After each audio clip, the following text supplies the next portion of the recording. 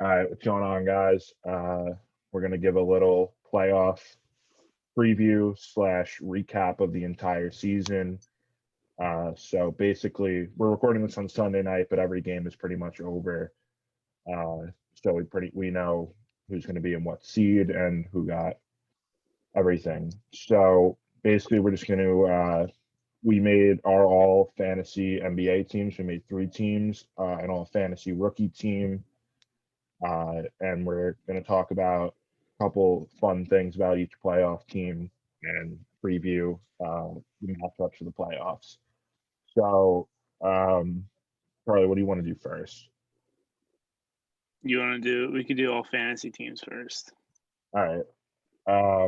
So you want to talk about the first team? Yeah. Do you have it? Do you want to pull it up? Yeah, I have it up. Oh, I have it up on my phone. I'll just read it off my phone. Okay. So, all fantasy first team, we have Luka, James Harden, Kawhi Leonard, Giannis, and Nikola Jokic. So, Luka, obviously the star of Jason's team. He really helped him a lot this year, even though he had an amazing team, as we all know. He just does everything on the court: scores, rebounds, assists. It's a great fantasy player. Harden, same thing, does everything on the court. He's been injured recently, which sucks for I think Matt has him. But he's been great this year. Probably the best shooting guard. Well, definitely the best shooting guard on the first team. Okay. we have Kawhi and Giannis both on the same team, and they're both on Danny's team. So Kawhi, me and Jason both agreed on this earlier in the season. We both thought he was a terrible fantasy player, but obviously he's not, because he's a number one position rank and he does everything. He does a lot for the Clippers and obviously fantasy wise too. Giannis is Giannis. He was the first pick in the draft for a reason. He's averaging like 38 points a game, which is second behind Jokic. Yeah, I believe. He's just a stud, and Jokic he's gonna be the MVP in my opinion, which makes sense because he once again does everything. He scores, rebounds, assists, makes his team better. Fun fact: everyone on that All NBA first team, or our All Fantasy team, they were all first round picks except for Kawhi, who I believe was a second round pick. We'll pull up the draft recap here for a second. Yeah, Kawhi was taken at the end of the second round by Danny, so definitely great value there for Danny.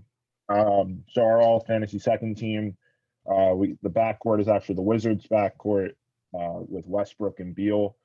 Westbrook, I knew he was a great fantasy player coming into the year. The only concern we had in the keeper league was that he was a little bit old. But Dean made a great trade, trading away John Morant for Westbrook. Westbrook has no signs of slowing down right now, right in the prime of his career. So, for the foreseeable future, and we'll talk about keepers a little bit later, Westbrook is one of the best point guards in the NBA still, and definitely one of the best fantasy point guards. Bradley Beal also on my team, definitely a great player. Maybe not a great overall player in general, but definitely a good fantasy player because he scores a lot. Definitely great value for me at the end of the second round. He played like a first round pick. So that was that. Tatum, Charlie traded away for Kyrie Irving, I believe, and there might have been a few other pieces involved. And Mitchell. And Donovan Mitchell. Not really sure what Zach was thinking there, but whatever. Charlie, personally, we all know Charlie hates Jason Tatum, but we couldn't deny his success, especially of late. He's been one of the best players in fantasy, at least. Yeah. A couple of weeks, and obviously on the season. So he's on the second team. Domantas Sabonis also on Charlie's team. didn't really come out of nowhere. Like he was already an established star in the league, but he definitely bumped up to a superstar this year. Really, really proved his worth. And then we'll click on him. Charlie got him in the 4th round, which is crazy. He's averaging 31 a game. I believe he was hurt for a little bit this season, if I'm not Yeah, wrong. he's still hurt. Had some injury concerns, but when he's on the court, he's been a great player. And the center on the second team was Nikola Vucevic, traded obviously from the Magic to the Bulls this year. It's a little bit of a shame that he was on Tyler's team this year because he could have been a real help to a real contender, even though Tyler, would have been a real contender this year. But what are you going to do? But yeah, Vucevic, I'm not sure what round he was taken in. It was definitely one of the later ones. Well, not later ones, but mid round. So definitely great value there for Tyler. Charlie, if you want to take away on the all fantasy. All right, so all fantasy third team. First, of course, we have the chef himself, Steph Curry. He's a great player this year. Obviously, of late, he's been playing like an MVP. Like we all see, he's hitting like 10 threes a game. It's unreal. The Warriors aren't doing so hot, but he's still an amazing player, and he's still pretty much in his prime. He's only 32, I think. So that's that. He's 33. 33, close enough. Then we have Zach LaVine for the shooting guard. Another player on Tyler's team, which is very sad, but he's a great fantasy player. This year, he really turned into a superstar, made his first All-Star team. He's really helping the Bulls out. The Bulls are, I think, 11th in this East right now. So they're fighting for a playoff spot, but he's trying his best to lead his team to a playoff spot. Definitely one of the more underrated players in the league, in my opinion. Everyone thinks of him as a dunker, and it's actually funny because he's really more of a 3-point shooter than a slasher. But he's just an all-around great scorer. Super that's why athletic. He's obviously great in fantasy. All right. Then for our small forward, we have Jimmy Butler. A great trade from Jason, getting him from Anthony for, I think, Hayward in a first. It was a great trade, Jimmy Butler. He shoots very well from the field. He scores a lot. He rebounds. He assists to his teammates. It's a very good fantasy player. Obviously, he gets some steals in there because he's very great defensively. So, yeah, it's then we have Julius Randle, the Knicks star. Let's go Knicks for all you Knicks fans out there. Yes, another one of Tyler's players. Randle's been, I'm assuming most of you guys are Knicks fans, but he's been unreal this year. He proved everyone wrong considering his performance last year, but he's been a stud this year. I think he should be in the MVP. I think he should be in the MVP conversation personally, but obviously he's not going to get votes for it. But I definitely think he has played like an MVP should play, elevating his teammates and obviously leading one of the better teams in the league right now. Yes, of course. So that's a different debate. Then we got, to round out our all fantasy teams, we got Rudy Gobert, another member of Jason's team. Jason's got a lot of good players on here. It's annoying, but it happens.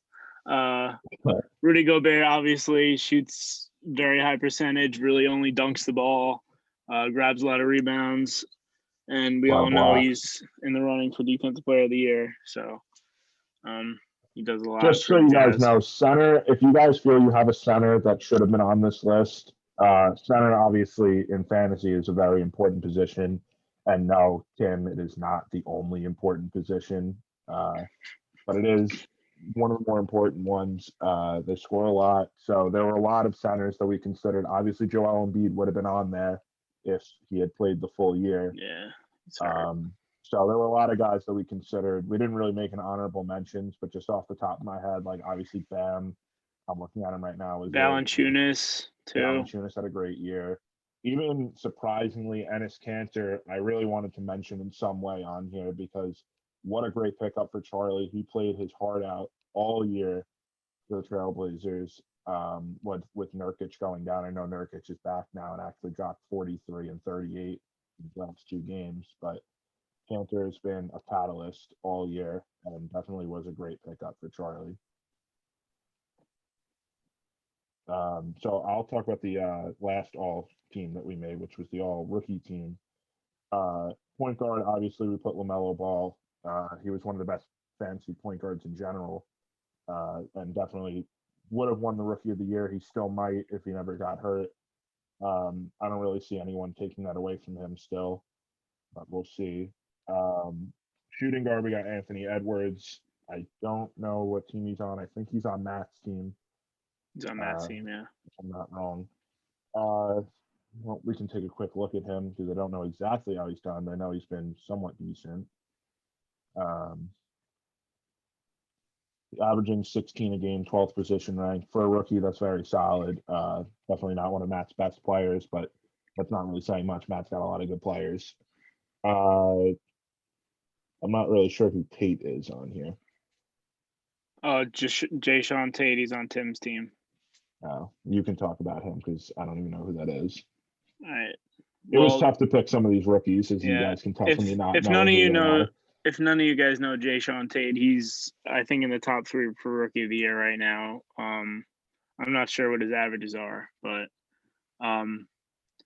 Tim saw him early when they traded away Oladipo, and a bunch of guys got hurt. So he's been really solid for him. Definitely, I guess, worthy of rookie of the year.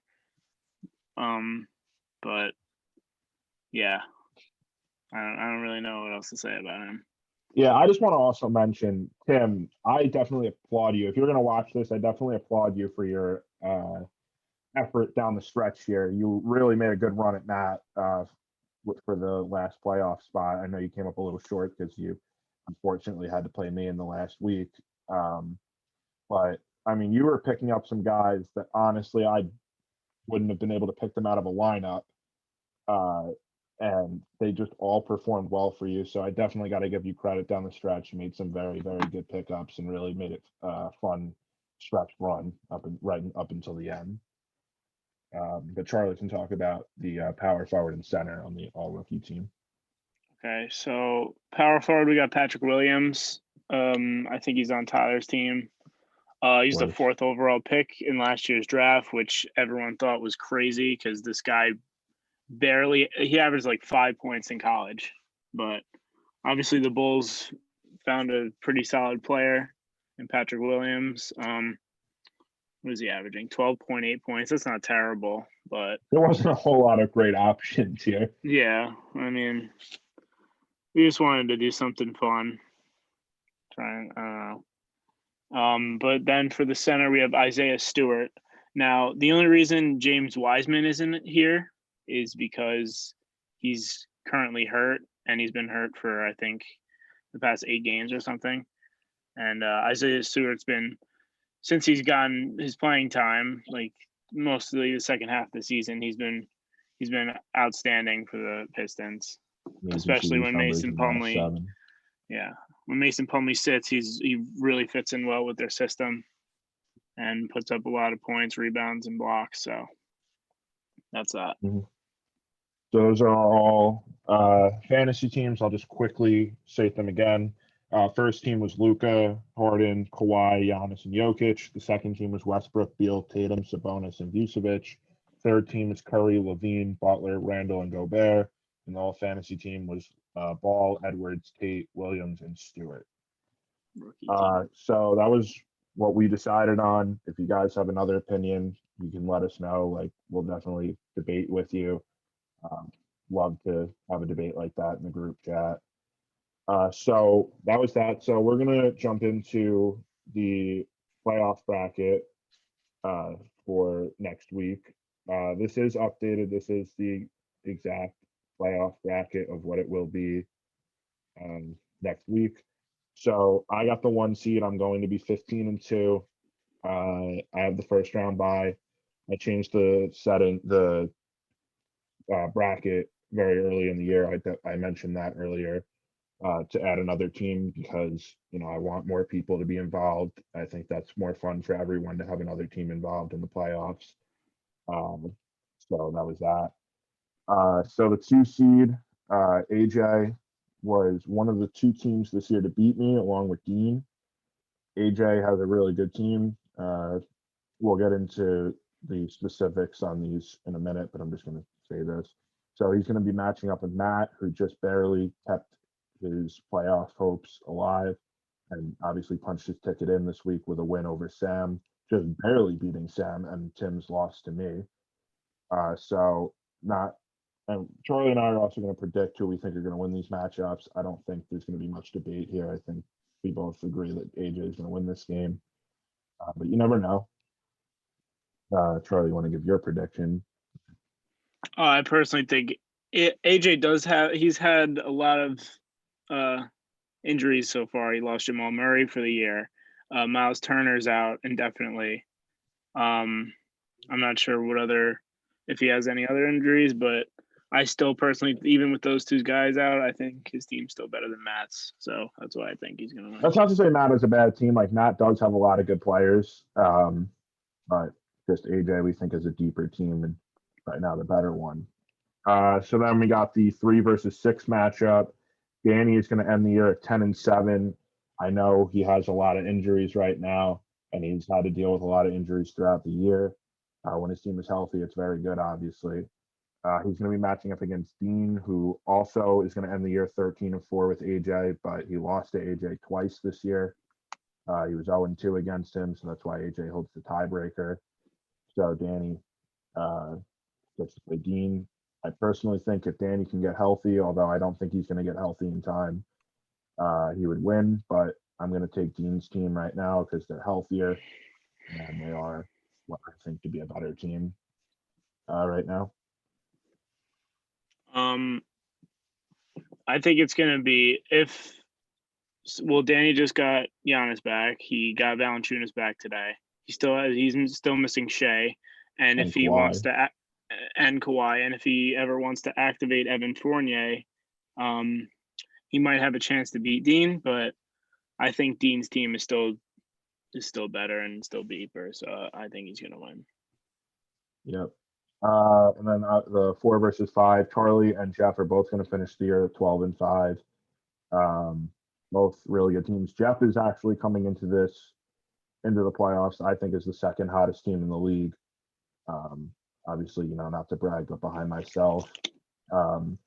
Jeff really did give me a run for my money 2 weeks ago. And actually, little funny story. I texted him. He had Jordan Clarkson on his IR, and he was already playing again, and he had like 20 points and 20 points in back-to-back days. And I texted him like, "Are you gonna take him off your IR?" And he goes, "Yeah, I gave up after I had my team go off the other night, and you still outscored me." And I was like, "Yeah, it's unfortunate, but I think Jeff, honestly, when he's healthy, again, has a really, really dangerous team, and he's coming in really hot right now. Charlie's team's got some injuries to work out. I think this could be a really, really fun matchup, but I am going to take Jeff over you as the only upset. No, I think Jeff's going to beat me too, honestly, because I'm still missing Hayward, still missing Mitchell, and I'm probably missing Sabonis, and who knows how many games Embiid and Lowry are going to play. So if I could really pick up some good waiver wire players this week, I'll win, but it's not looking good for me. So yeah, we're not going to go into like who would win after that. We'll just take it 1 week at a time. But let's just take a closer look at the playoff teams. We'll start at number 7 with Matt. I wrote up a little dossier on all the playoff teams, but I left it in my car, and I'm afraid of the dark, so I'm not going outside in my car right now. So Matt is going to finish the year at 8-9. He made a couple trades this year. I don't think they exactly worked out for him. Definitely his trade with me when he traded Draymond to me from Malik Beasley, who then got hurt and then got suspended for 12 games and then was out for the year, I believe. Definitely didn't work out for him there. And then I don't remember the exact trade, but I know he ended up trading away a couple of really good players, and in return got Drummond, who didn't end up playing for like 4 weeks. At the Yeah, time when he traded for him, and he's still not really the same as when he was like the only player on his team. Matt But he's still Matt okay. Matt had Bam and Fred VanVleet, who were both playing really well at the time, but he decided to trade them away for Andre Drummond. And DeMar Just saying. DeRozan. And DeMar DeRozan. Oh, he got DeMar DeRozan in that. All right, so it wasn't that bad, but Yeah, it was a very complicated like 3-team trade that him, Sam, and Dean did, and there were picks involved, and or maybe there wasn't picks involved. I don't really remember, but it was a lot. But yeah, like if you look at this bench, this is kind of sad right here. I don't think Shake Reggie Milton. Bullock though is so Reggie good. Bullock is all right. He's all right. But Ricky AJ Rubio knows what had I'm on my talking team about. for a little bit. But yeah, Matt, he's got a decent team when they're healthy. Like obviously he needs James Harden and Holmes to play this week. Otherwise, although I don't know if Holmes is going to be back. It says he will start. So he's going to play tonight. So he's slowly coming back. Hopefully, for Matt's sake, he can be fully healthy for this next week. And that's a huge boost to his team if He's he a can stud. see 25 points a game.